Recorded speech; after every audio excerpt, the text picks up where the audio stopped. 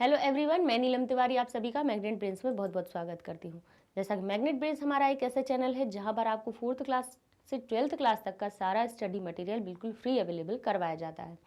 तो जैसे कि हमने आपको बताया है कि कल हमने क्लास 10th की व्याकरण शुरू की हुई है और व्याकरण में भी हमने हमारी संधि का जो पहला प्रकरण है, पहला जो टॉपिक आपका आता है संधि, उसको हमने उठाया है, जिसमें कि हमने आपको कल संधियों को भी बताया था, उनके प्रकारों को भी समझा दिया था और उसमें हमने व्यंजन संधि शुरू की थी। स्वर संधि के लिए हमने आपको कहा था कि स्वर संधि हम पढ़ा चुके हैं। कहाँ पढ़ा चुके हैं? अब आप कहोगे कहाँ पढ़ा है मैम, आप तो व्यंजन से शुरू कर रहे हो। तो भाई हम दोबारा से वही चीज़ क्यों रिपीट करें, क्योंकि हमने 6th क्लास जो हम अभी ले रहे थे, क्लास 6 जो चल रही थी हमारी मैग्नेट ब्रेन्स की ही क्लास 6 चल रही थी, उसमें हमने संधि में स्वर संधियां हमने पढ़ाई हैं।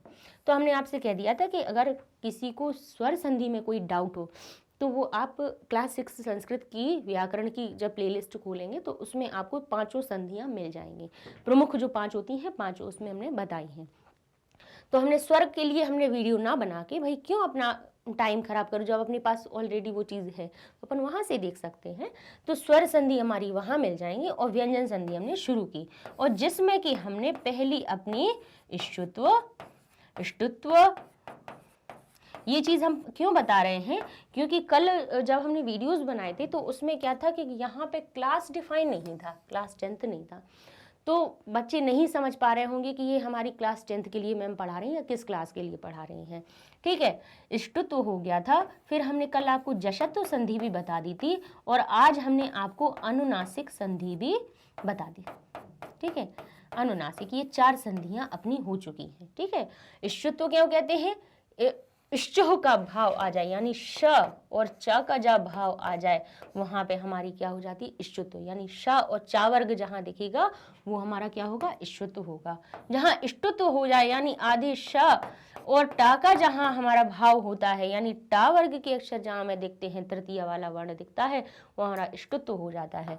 जश का अर्थ होता है जहां हमारे वर्गों के तीसरा अक्षर दिखे हमें संधि में, जहां संधि में वर्गों का तीसरा अक्षर बने, तीसरा वर्ण जहां बने तो वो हमारा जशत्व हो जाता है, क्योंकि जश हमारा जो माहेश्वर सूत्र में हमारा जश प्रत्याहार होता है उसमें वर्गों, 5 वर्गों के तीसरा वर्ण होता है।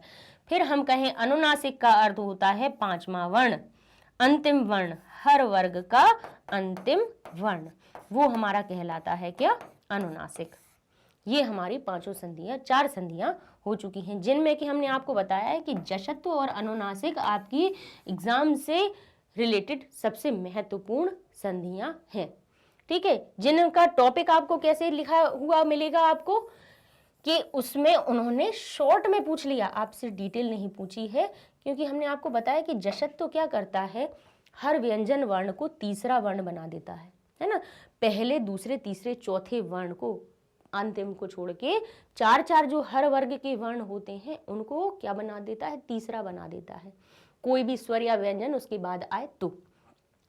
और तो इसमें जब आपका टॉपिक जशत्व संधि का टॉपिक है तो उन्होंने सिर्फ इतना पूछा है आपसे कि प्रथम वर्ण का तृतीय क्यों हो रहा है।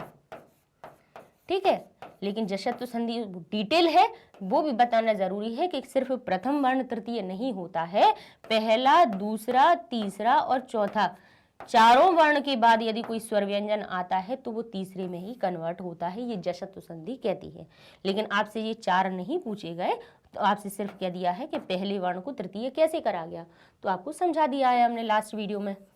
ठीक है, फिर अनुनासिक जब बताया है तो उसमें भी क्या होता है कि सारे व्यंजन, हा को छोड़कर जो सारे व्यंजन होते हैं वो किस में बदल जाते हैं? अनुनासिक में बदल जाते हैं, यानी सारे अनुनासिक हो जाते हैं। ठीक है, कैसे हो जाते हैं? जब उनके आगे भी अनुनासिक आता है। लास्ट वीडियो अनुनासिक का ही बनाया है तो उसमें देख लीजिएगा। लेकिन आपको जो पूछा जाएगा वो कहेंगे कि प्रथम वर्ण का पंचम कैसे होता है? पंचम वर्ण यानी अनुनासिक वर्ण किस प्रकार बनता है? आपसे सारे व्यंजनों का ना पूछ के उन्होंने सिर्फ इतनी कंडीशन लगा दी है कि आप तो सिर्फ इतना ध्यान बता दीजिए कि प्रथम वर्ण का पंचम वर्ण क्यों हो रहा है। अनुनासिक का भी उन्होंने सिर्फ एक पार्ट पूछा, जशत्व का भी केवल एक पार्ट पूछा है आपसे, ठीक है।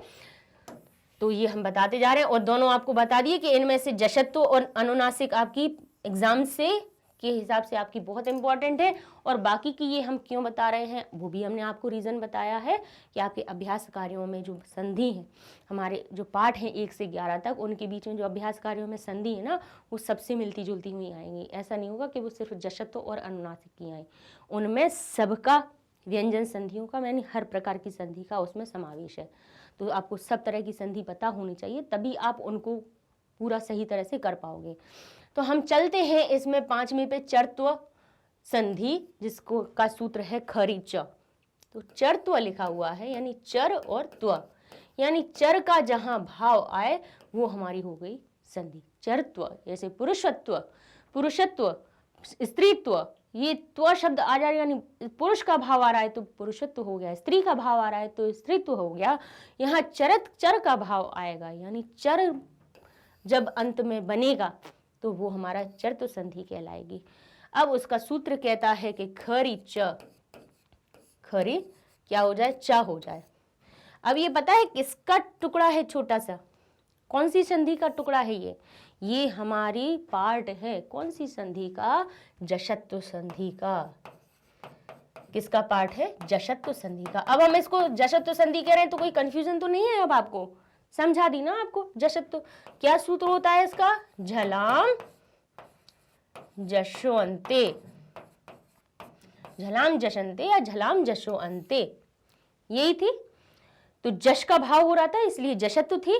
अब महर्षि पाणिनि ने झलाम शब्द को बार बार नहीं लिखा, तो उन्होंने कह दिया कि झलाम तो हमारा ऊपर से ही उठा लो, तुम झलाम शब्द ऊपर से ही उठा लो, और यहाँ पे जब जहाँ पे जश हो जाता वहाँ पे अब हो जाएगा हमारा खरी च, यानी झलाम में भी अगर खर आ जाए तो वो च हो जाए, क्या हो जाए, वो च बन जाए, च यानी चर।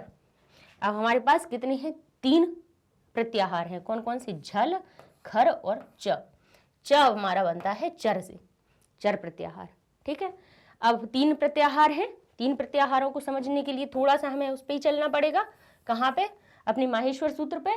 तो माहेश्वर सूत्र कह रहे हैं हमारे कि यहाँ पे देखिए, माहेश्वर सूत्र क्या कह रहे हैं, हमारे पास 4 आ गए, 3 है हमारे पास प्रत्याहार, कौन कौन से, पहला हम कहेंगे झलाम, दूसरा कहेंगे खर, और तीसरा कहेंगे चर, क्योंकि चर संधि हो रही है, चरत्व हो रहा है उसमें।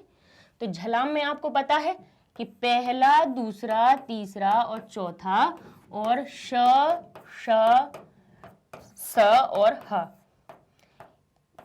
यही वर्ण आते हैं। हर वर्ग के 4-4 और शा, सा, सा, हा, ठीक है। कल बहुत अच्छे से झल को आपको समझा दिया था, झल प्रत्याहार को। खर में क्या आते हैं, तो खर को हम समझाने के लिए माहेश्वर सूत्र पे आए हैं कि खा ये लिखा है और रा ये लिखा है, तो खा से लेकर रा तक। अब जरा खा से लेकर रा तक आप इस हलंत वाले को छोड़ दो तो क्या क्या मिल रहा है, एक हलंत वाले इसको छोड़ दो तो कौन कौन से वर्ण मिल रहे हैं हमें यहाँ पे, श, स, स, कौन कौन से मिल रहे हैं, पहले तो कि श मिल रहा है, श मिल रहा है और स मिल रहा है, ये तीनों मिल रहे हैं। और क्या मिल रहे हैं, क, प, च, ट, त, यानी क, च, ट, त, प, यानी प्रथम वर्ण मिल रहा है पूरे में, पहला अक्षर मिल रहा है हर वर्ण का। और दूसरे क्या मिल रहे हैं, ख, फ, छ, ठ, थ, ख, फ, छ, ठ, थ, तो ख हो गया दूसरा वर्ण भी मिल रहा है।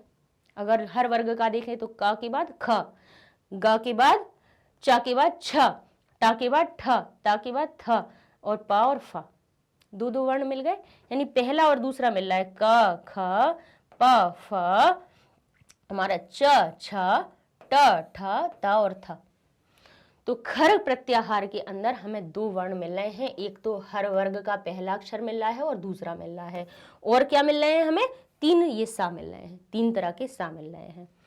तो अब ये क्या कह रहे हैं, झल के बाद, यानी ये जो वर्ण व्यंजन लिखे हैं इनके बाद, पहले झलाम जश ने कहा था कि झल के बाद में कोई भी व्यंजन आ जाए, वैसे कहा जाए कि तीसरे और चतुर्थ के लिए वो लागू होता है। वो किसके लिए लागू होता है? तीसरे और चौथे वर्ण के लिए लागू होता है कि यदि झल के बाद तीसरा और चौथा हमारा वर्ण आ जाए तब हमारा क्या हो जाता है? जश हो जाता है। लेकिन किन्हीं किन्हीं कंडीशनों में उनने कह दिया कि इतना ध्यान नहीं रखो, आप तो ये रखो कि कोई भी व्यंजन और स्वर आ जाए। तो अब एक सूत्र जब खरी च आ गया तो उसने ये कहा कि भाई अगर झल के बाद पहला और दूसरा अगर अक्षर आया, झल के बाद यानी इन अक्षरों के बाद हमारा कोई भी ये वाले दो अक्षर अगर आए तो उनको चर बना दीजिएगा। ठीक है, उनको क्या कर देना है? चर कर देना है। तो चर क्या बन रहे हैं हमारे? च से ले लो, ये पहले वर्ण, ये पहले वर्ण और ये चर हमारे क्या बन गए? पहला वर्ण बन गया, हर वर्ग का पहला वर्ण और तीनों स। देखिए क च ट त प, ये हलंत वाले हम हमेशा कहते हैं कि हलंतों की गिनती नहीं होती है। ठीक है, तो र तक हमारे क्या क्या मिले? क चट तप मिल गए यानी पहला पहला वर्ण मिल गया और श स स बन गया। क्या बन गया? श स और श और स। ठीक है, झल के बाद खर आए। अब इसको हम समझेंगे किसमें? अपनी इसके साथ में, कि अब वो कह रहे हैं कि झल के बाद यदि खर आ जाए तो उनको चर कर दीजिए, तो वही हमारी चर्तु संधि हो जाएगी। ठीक है, क्या कर दीजिए? झल के बाद यदि खर आ जाए, खरी च, तो खर को च कर दीजिए, खर को क्या कर दीजिए? चर बना दीजिए। तो खर में हमारा कौन सा आता है? पहला और दूसरा वर्ण। ठीक है, और कौन से? श श और स। तो क्या बन जाएंगे? वो चर बन जाएंगे, वो पहले वर्ण में कन्वर्ट हो जाएंगे, पहले वर्ण में परिवर्तित हो जाएंगे और श श स तो उसी प्रकार से रहेंगे। ठीक है, उदाहरण से समझ लेते हैं कि खर क्या लिखे हुए हैं। अगर हम इसको एक्सप्लेन करके लिख दें तो ऐसे समझ में आ रहा है, नहीं तो हम आपको और इस प्रकार से बता देते हैं कि यहाँ हम आपके लिख देते हैं झल। झल कौन कौन से हुए? क ख ग घ, च छ ज और झ, ट ठ ड ढ, त थ द और ध, न प फ ब भ। पंचम वर्ण को छोड़ देना है। फिर हम कहें तो श श स ह, ये हमारे झल हो गए। और झल के बाद खर प्रत्याहार लिख दें तो खर प्रत्याहार कौन से हो गए हमारे? खर में हो गया क ख, दो आगे वाले दो, खर में केवल दो रह गए, वर्णों के इसमें 4 थे, खर में पहुंच के 2 रह गए। तो यहाँ पे आएगा च छ ट ठ त थ प और फ। यदि ये आ जाएं तो उनको चर बना दीजिए। चर कौन से? श, और ये जरूर तीनों रहेंगे, हा हट जाएगा, कौन कौन से? स श स हो जाएंगे। तो चर बना दीजिए। तो चर में हमारे आएंगे पहला वर्ण क ख क च ट त और प। सभी में हलंत है। ठीक है, जहां पे नहीं हो वहां पे समझ लीजिएगा सभी में हलंत है, तभी ये व्यंजन है।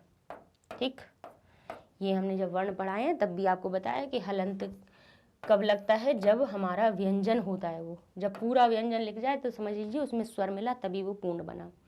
तो सूत्र हमारा कहता है कि झल के बाद खर आए तो उनको चर बना दीजिए, कि यदि इन चारों वर्णों के बाद इन चारों में से कोई भी खर आ जाए, पहला दूसरा, जरूरी नहीं है कि इसके बाद यही आए, नहीं, ये नहीं कि का वाली लाइन के बाद में का वाला आएगा तभी उसको का में बदलेंगे, नहीं, का के बाद चा छा आ जाए, का के बाद टा ठा आ जाए, ता था आ जाए, पाफा आ जाए या ये आ जाए, तो का जब बदलेगा तो हमने एक चीज तो ये आपको बताई थी कि भाई कोई भी अपनी सीट छोड़ता है, जब अपनी स्थान परिवर्तन करता है तो वो कहता है कि मैं कहीं नहीं जाऊंगा, अगर मैं जाऊंगा संधि के द्वारा मैं जाऊंगा तो मैं अपने वाले को ही अपनी सीट देके जाऊंगा। तो वो कह रहा है कि अगर मैं यहाँ से हटा, यदि इन इन इन अक्षरों के बाद ये सब आ गए और परिवर्तन हुआ तो घ होगा, ग होगा, ख होगा, का होगा, तो उसका क्या बन जाएगा? इनके मेल से वो कहेगा ठीक है आप लोग हो, मुझे बदलना पड़ रहा है, लेकिन मैं बदलूंगा तो किस में बदलूंगा, अपने ही पहले अक्षर में बदलूंगा, मैं अपने प्रथम अक्षर में ही बदलूंगा। चा वर्ग अगर खर से मिलता है तो वो च बन जाएगा, टा वर्ग अगर इन सब से खर से मिलता है तो वो टा बनेगा, यानी अपने ही वर्ण का पहला अक्षर बनेगा। इन ये वाले टा वर्ग बनेगा तो ता से बनेगा, पा वर्ग बनेगा, खर से मिलेगा तो पा बनेगा, और श स स हमारे क्या बन जाएंगे, हमारे ये हमारे स आए तो क्या हो जाता है, प्रथम वर्ण इसका हो जाएगा, ये हमारा सा बन जाता है। ठीक है, ये वाला सा में परिवर्तन हो जाता है, ये हमारी क्या हो गई, संधि हो गई। ठीक है, लेकिन अगर हम इनको कहें तो अगर ये वाले जो श सा हैं इनको हम क्या करते हैं, हमने पहले भी आपको बताया था कि इन सा को हम क्या करते हैं, इनमें संग में जोड़ देते हैं, इन्हें भी वर्गों के संग में रख देते हैं, इसको रख देते हैं इसके साथ, ये वाले श को रख देते हैं इसके साथ, और इसको रख देते हैं इसके साथ। तो श चा वर्ग किसी के संपर्क में आएगा चा बनेगा, ये वाला श टा वर्ग किसी के भी संपर्क में आएगा टा बनेगा उसका, ये वाला सा पहले दूसरे अक्षरों से बनेगा तो उसका टा बनेगा। ठीक, समझ गए आप? तो अब हम थोड़ी इसमें क्या देख लेते हैं, अपने उदाहरणों को देख लेते हैं। ये लिखा है सदकारः, क्या लिखा है, सदकारः। अब ये द कौन सा है हमारा, कौन सा है, झल। ठीक है, किससे मिला, का से, यानी खर से मिल गया, पहले अक्षर से मिला। तो ये जब परिवर्तन हुआ तो उसने क्या कहा कि मैं जा रहा हूं, लेकिन मैं किसको दूंगा, मैं अपने वाले पहले के रूप में परिवर्तित हूंगा। मैं अगर बदलूंगा, भले ही आप सबसे मिल रहा हूं, लेकिन मैं अगर सीट दूंगा तो मैं अपने ही वाले को दूंगा। तो जो दा था वो किस में बदल गया हमारा, ये देखिए, ये जो सत्कारः लिखा है कैसे बना, जो ता था वो क्या बन गया हमारा, दा बन गया, तो ये हो गया सदकारः। ठीक, देखिए हर चीज को हम इसलिए एक्सप्लेन करते हैं कि हमें शॉर्ट वीडियो तब बनाओ जब हमारे पास बिल्कुल लास्ट की बात बचे, लेकिन पहले से ही शॉर्ट बताना शुरू कर दो, अंदर की बात बताओ ही नहीं कि क्यों बदल रहा है ये, तो फिर क्या मतलब है बच्चों को समझाने का। उनके लिए जो कन्फ्यूजन है वो हमेशा बनी रहेगी, कभी खत्म नहीं होगी। अब आपसे कोई पूछे तो आप समझ जाएंगे कि ये सत से सदकार क्यों हुआ, ये क्यों हुआ, ये हमारा जो सदकार था, उल्टा लिख दिया हमने, ये सदकार था, ये सत्कार कैसे बना, क्योंकि खरीचा जो हमारी संधि है वो कहती है कि अगर झल का खर से मेल होगा तो वो क्या बनेगा, हमारा पहला वर्ण बन जाएगा।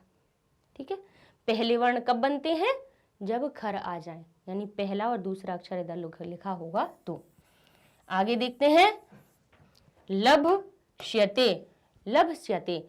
अब देखिए भा है, भा कहाँ का है, यहाँ का है। ठीक है, क्या आ गया उसके बाद, खर आ गए, ये तो यहीं रहेंगे, मेल हो रहा है ना इससे, क्या क्या कभी कभी कुछ कुछ हो जाता है। ठीक है, तो भा का किससे हो रहा है, सा से मेल होता है, यानी खर से मेल हो रहा है, तो क्या बनेगा, भा किस में परिवर्तित होगा, अपने ही पहले वर्ण में, यानी जब बनेगा तो भा क्या बना, पा बन गया आधा, तो लभ्यते था तो वो लप्स्यते हो गया। ठीक है, ऐसे ही दिगपाल था, यानी दिगपाल था तो क्या बना, गा किस में परिवर्तित हुआ, देखिए ये लिखा था दिगपालः। ठीक है, दिगपालः लिखा हुआ था, तो जो गा था उसके बाद क्या आ गया, ये जो गा था उसके बाद ये वाला पहला खर आ गया, पहला दूसरा वर्ण पा होता या फा होता, ता होता या था होता, जो गा है उसने कहा ठीक है तुम आ गए, खर आ गए हो, तो मैं जा रहा हूँ, लेकिन मैं अपने बदले किसको लाऊंगा, अपने ही पहले वर्ण को। तो वो उसने कह दिया कि यहाँ पे आएगा तो हमारा ही वर्ण आएगा, तो गा की जगह पे का हो गया, तो बन गया दिक्पालः। ठीक है, समझ गए। आगे देखें, उदपन्नः, तो हम कहेंगे ये लिखा है उद और पन्नः। ठीक है, तो दा ने कहा कि दा के बाद पा आ गया, यानी ये दा था उसके बाद पा आ गया, तो वो क्या कह रहा है कि भाई तुम खर आ गए तो ठीक है मैं बदलूंगा, लेकिन किस में बदलूंगा, अपने ही पहले अक्षर में। तो ये क्या हो जाएगा, उत, और ये पन्नः, ऐसे ही ले लीजिए। देखिए उत्पन्न शब्द उदपन्न से बना है, ठीक है, क्या बन गया, उदपन्नः। तो यहाँ देख लीजिए, हमने यहाँ पे कुछ उदाहरण इसीलिए हमने खाली छोड़े थे, आपके संग में सामने करके दिखाएंगे कि ऊ शब्द हमने ऐसे ही लिखा, दा के बाद प आ गया, यानी झल के बाद हमारा खर आ गया, तो दा परिवर्तित हुआ, लेकिन किस में परिवर्तित हुआ, अपने ही वर्ग के पहले अक्षर में।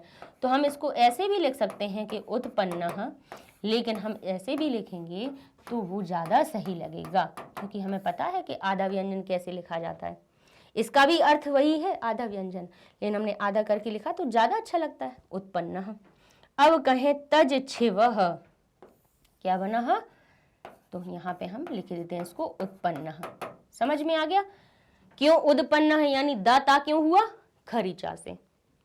तज छिवः, तो यहाँ पे हो जाएगा त, जा किस में बदल जाएगा, चा में, आधे चा में, क्योंकि आधा जा है, व्यंजन संधि हो रही है, तो आधा चा और फिर छिवः।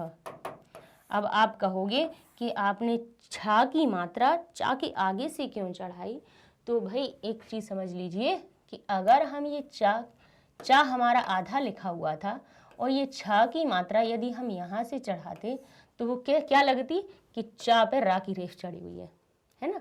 और जब भी आधा वर्ण कोई आगे लिखा हो किसी व्यंजन के, यहाँ पे ये लिखा हो, तो क्या करना है कि हम कहेंगे बेचारे इसको आधा अकेला मत छोड़ो, इसको इसी वाले घर में अंदर बिठा लो, ठीक है, तो वो अंदर घर में बैठ जाता है, तो ये तच्छिव हो गया, ठीक है।